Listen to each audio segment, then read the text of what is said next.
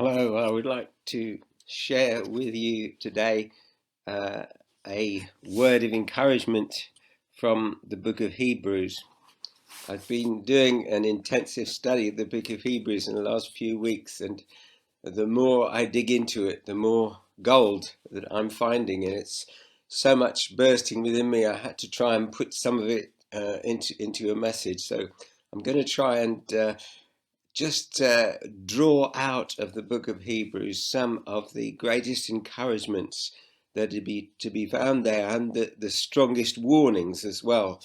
The book of Hebrews is meat, not milk, and it's really designed to help people who are in trouble and who need to really get a very firm grip on Jesus and on the gospel, and not be deviated from that gospel in any way, but keep their focus and their perseverance and their trust in the Lord Jesus, who is the same yesterday, today, and forever.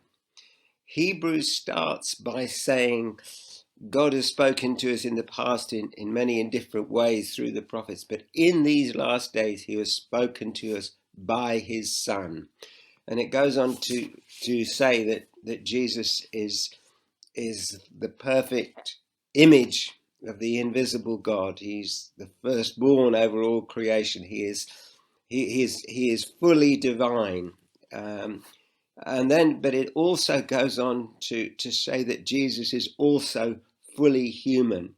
So Hebrews points out very clearly that Jesus is both fully divine and fully human. And both of those things are absolutely essential for him to accomplish the work that he came to do. And Hebrews proves the superiority of Jesus's ministry over any of the ministry of the priests in the Old Testament. He's superior to Moses. He's superior to the Levitical priesthood. He's superior to anyone who has ever been before him. And his new covenant is that which enables God's wonderful kingdom to come in its fullness. So we are those, we who believe in Jesus are those who look forward towards the coming of the new creation, because Jesus is the first fruits of that new creation.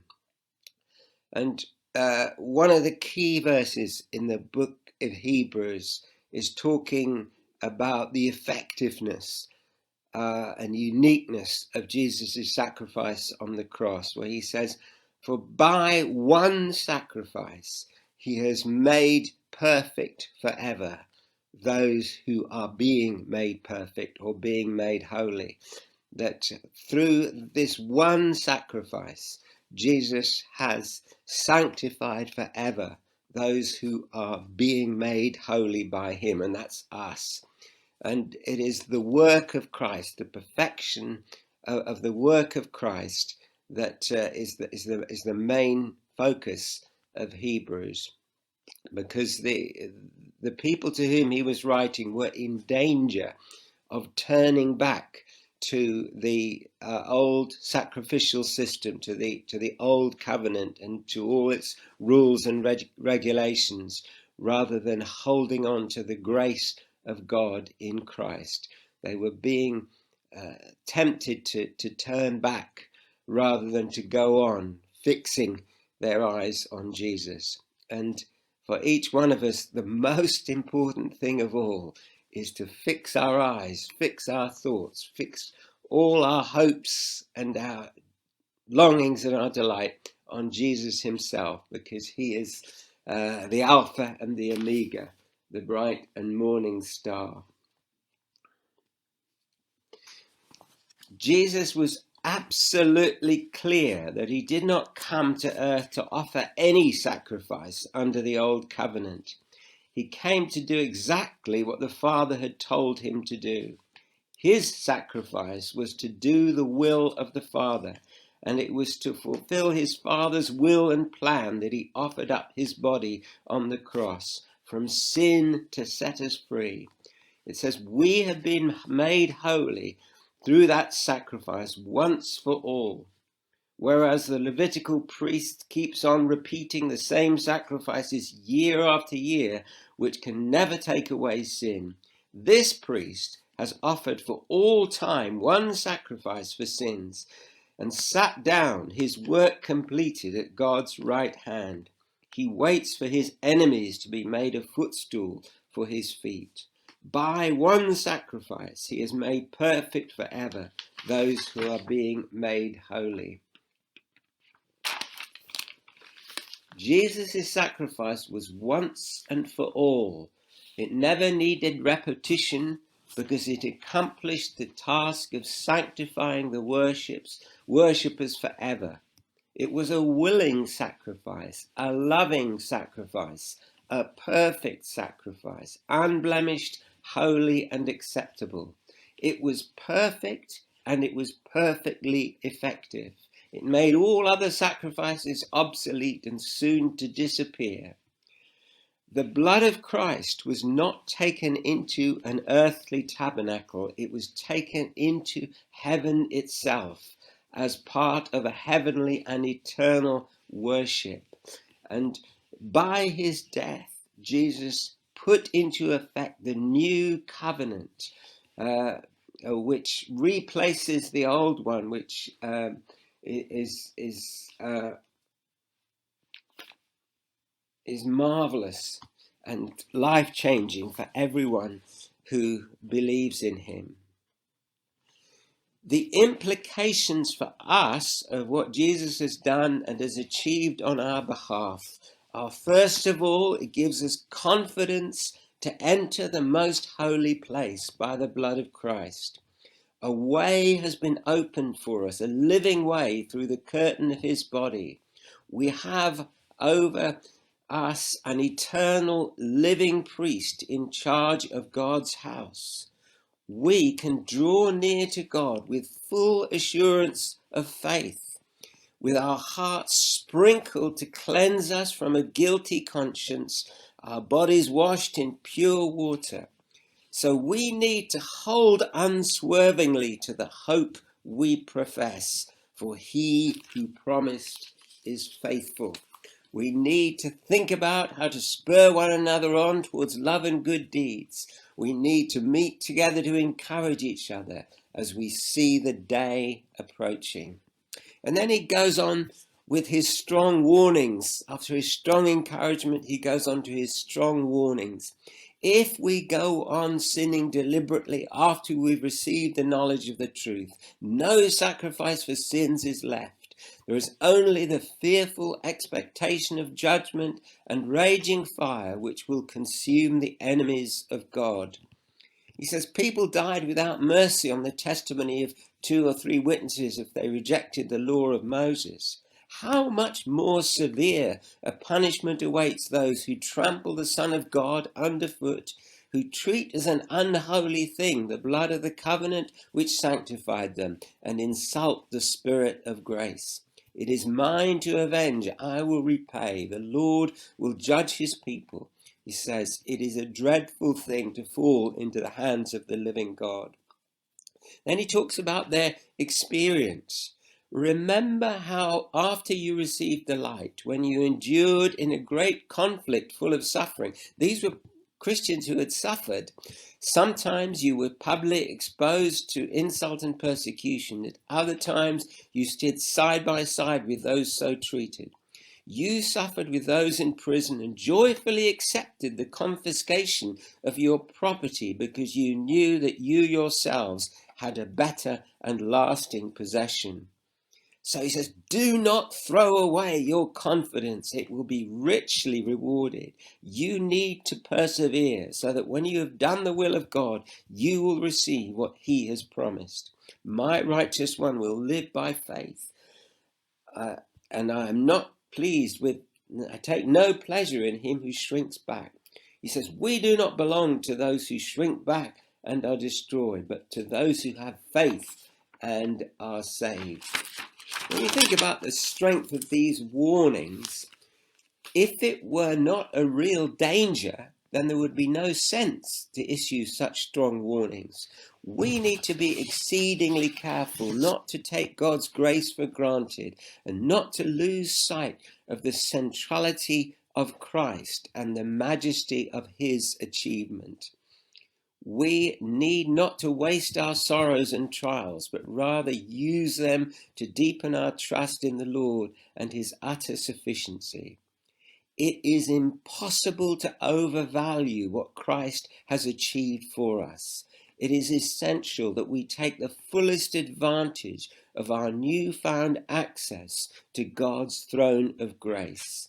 It is by faith that we enter the Holy of Holies and are welcomed by the risen Christ as his blood-bought children, saved and sanctified by his grace and the perfection of his sacrifice. What then shall we say to this? If God is for us, who can be against us? So I encourage you to cleave in faith to Christ. Put your faith totally in him and in his magnificent achievement. Heed his warnings. Persevere through every trial to his fullest reward.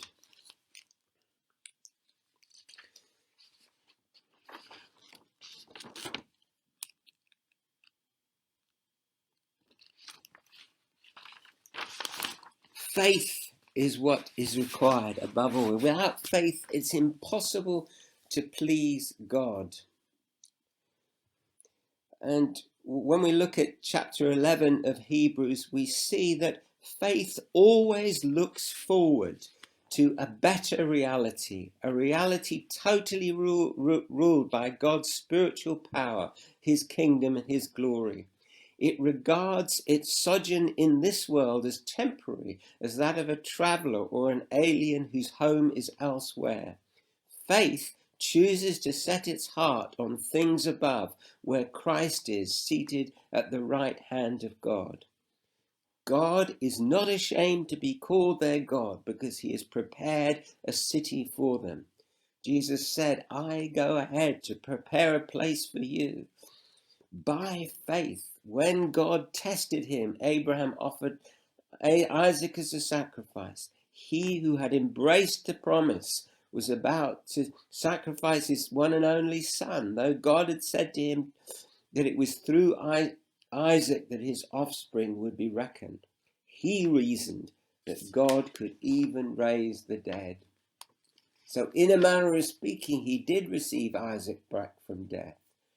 Abraham reasoned on the basis of his faith that God could do the impossible, even raise the dead.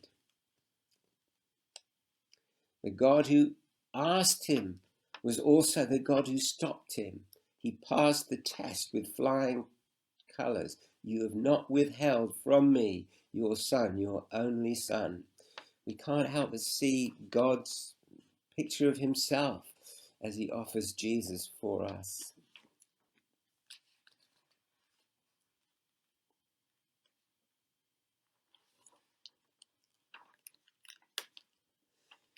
I'm going to move on now to Hebrews 12 to summarize the message of Hebrews 12.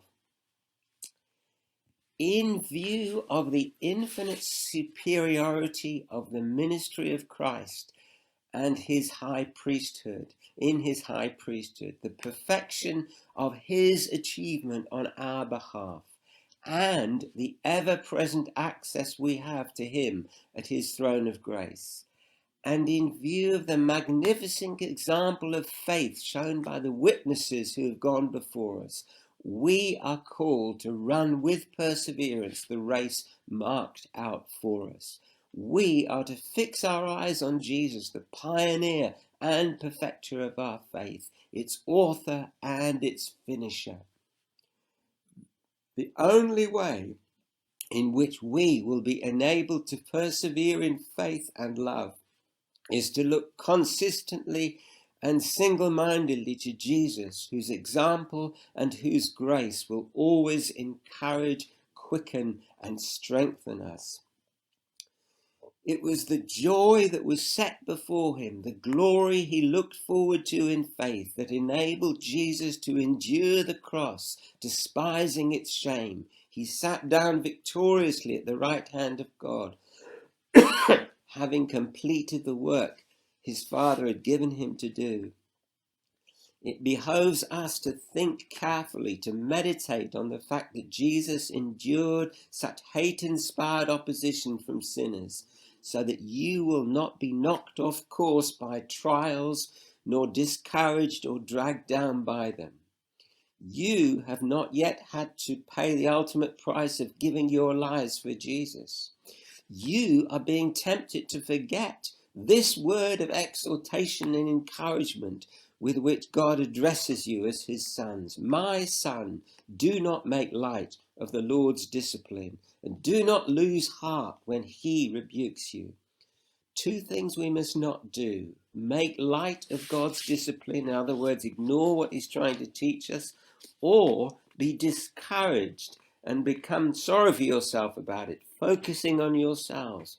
Remember that God's discipline is an absolutely sure sign of his love for you. The Lord disciplines those who he loves. He chastens everyone he accepts as a son or daughter. Discipline is as much a sign of love as is a gift or a cuddle. It shows the heart of God towards you, that he wants your long-term best and highest. He has a selfless concern for your character, your future, and your eternal well-being. So he disciplines you in love. All the hardships you face are to be endured as his discipline. He is treating you as his beloved child. You may be going through hardships at the moment. They are given to you by God because you are his child. Any normal child will be disciplined by their father. That's what Hebrews says. If you don't receive and accept such discipline, it shows that you don't really belong to the family.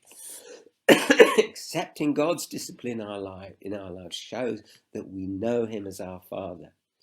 Our human fathers did their job as best they could. How much more should we show respect for the Father of our spirits and live under his authority and his blessing? Our human fathers disciplined imperfectly. Our God always disciplines us for our temporal and eternal good. His aim is always that we may share his holiness and purity. Nobody likes discipline. It usually involves pain, but in the long run it produces an abundant harvest of righteousness as we absorb its training and its lessons. So get your act together. Don't give up and don't get sorry for yourself. Set yourself clearly in the right path and get on with it. You should make sure that you live a holy and pure life, because without it you won't get to see the Lord. Don't fail to obtain the grace of God. Don't let any bitter root grow inside you that can spoil everything. Avoid sexual immorality or godless greed like that displayed by Esau. He lost his blessing and he couldn't get it back, however hard he begged.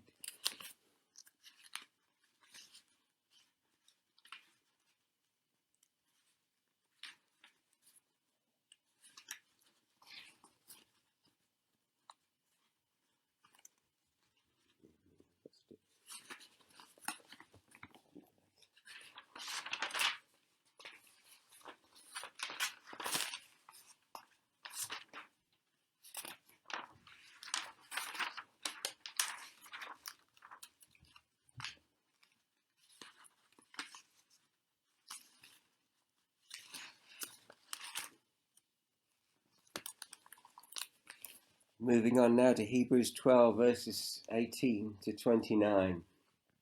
He says, what you have to remember is that you have not come to a mountain burning with fire as Moses did, to something tremendously impressive and overwhelming, a loud trumpet and terrifying voice from heaven, so that even Moses said he was trembling with fear. No, you've not come to that. You have come to something far greater and more wonderful than that holy mountain. You have come to the dwelling place of God himself, to the heavenly city, to Mount Zion, the heavenly Jerusalem. You have arrived at the place teeming with joyful angels, with millions of worshippers, wholly given over to God, whose names are written in heaven. You've come to God himself, the judge of all, to all those made perfect and complete by the work of Christ. You have come to Jesus himself, who put the new covenant into effect, and whose sprinkled blood speaks an eternal message of forgiveness and grace, unlike the message of Abel's blood, which cried out for vengeance. So, above all things, don't ignore his message. If they were not spared when they ignored God's warning on earth, how much more will we escape if we ignore the Christ who has spoken to us straight from heaven? This time he will shake not only the earth, but the heaven as well. All that can be shaken will be removed, so that the unshakable kingdom of Christ will alone remain. This is the kingdom we are receiving from the hand of the God who is a consuming fire. He alone demands and deserves our true worship with unutterable awe and reverence. Hebrews tells us that God has spoken to us in these last days through his Son. Christ has brought to us a salvation that is infinitely better in any way than all the blessings that came to God's people under the first covenant, a covenant which God's people broke so that they came under judgment. Hebrews explains in detail how the new covenant which Jesus brought into effect through his death is better in every way than the one it supersedes. It has a better priest. It is based on better promises, a better hope, a better sacrifice. The blood of this perfect sacrifice is taken not into an earthly man-made tabernacle, but it is taken into heaven itself by the risen and exalted Christ, who has been raised to the highest place and reigns on the throne of grace. By one sacrifice, he has made perfect forever those who are being made perfect. It is through the perfect sacrifice, the perfect work of Christ, which prepared and makes every true believer, prepares and makes ready every true believer to meet God face to face and to be with him forever. The reality of the heavenly Jerusalem to which we have come far outshines anything in the past, even what Moses experienced on the mountain, because it displays the fullness of God and all his glorious assembly and angelic hosts, all the saved and sanctified saints of every generation, standing in the unshakable kingdom ruled over eternally by Christ himself. So let's each one of us take every single encouragement and exhortation in the book of Hebrews and take seriously all the warnings in it as well. Let's get hold of Christ and his gospel, his sacrifice, and let's run with perseverance the race that God has marked out for us, looking to Jesus, always looking to Jesus, because he is the author and the finisher of our faith. He is the one from whom every blessing in heaven comes, and in whom every blessing of heaven exists. So in union with him, we walk in his victory procession. Hallelujah.